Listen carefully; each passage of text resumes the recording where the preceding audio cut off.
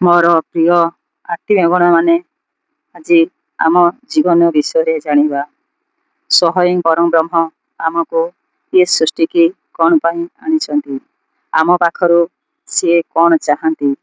ଆମେ କ'ଣ କଲେ ସିଏ ବହୁତ ଖୁସି ହେବେ? ତେଣୁ ଆମର କର୍ତ୍ତବ୍ୟ କର୍ମ କ'ଣ? ଆମେ ପ୍ରଥମେ ସ୍ୱୟଂ ପରମ ବ୍ରହ୍ମକୁ ଦେଖିବା, ତାପରେ ଭଗବାନଙ୍କ ସଂସାରକୁ ଦେଖିବା। ଭଗବାନଙ୍କ ସଂସାରରେ ପ୍ରଥମେ ପିତାମାତାଙ୍କ ପାଇଁ ଉଚ୍ଚ କୋଠିର କର୍ତ୍ତବ୍ୟ କର୍ମ କରିବା ଏବଂ ଭାଇ ଭଉଣୀ ସାଙ୍ଗସାଥି ଏମାନଙ୍କୁ ସମଦୃଷ୍ଟିରେ ଦେଖିବା। ନିଜର ସ୍ତ୍ରୀ କିମ୍ବା ସ୍ୱାମୀ, ପୁଅ ଝିଅ, ନିଜ ସନ୍ତାନକୁ ସମଦୃଷ୍ଟିରେ ଦେଖିବା। ତେଣୁ ଭଗବାନକୁ ଗୋଟେ କ୍ଷଣ ଭୁଲିବା ନାହିଁ। ଭଗବାନ ଆମର ଅତି ନିଜର, ଅତି ମହାତ୍ମ।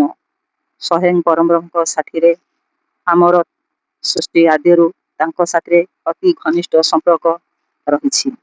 ତେଣୁ ଆମେ ତାଙ୍କୁ ପ୍ରଥମେ ସମ୍ମାନ ଦେବା, ମହାସମ୍ମାନ ଦେବା।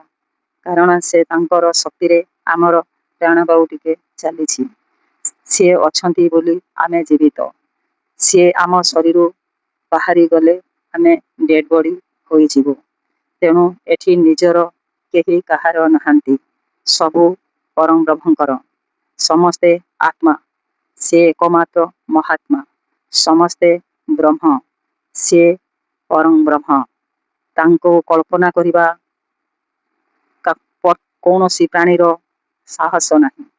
ତେଣୁ ସିଏ ଭଗବାନ, ସିଏ ସୃଷ୍ଟିକର୍ତ୍ତା, ସିଏ ଆଧାର ଦିଅନ୍ତି, ସିଏ ସ୍ୱୟଂ ପାଳନ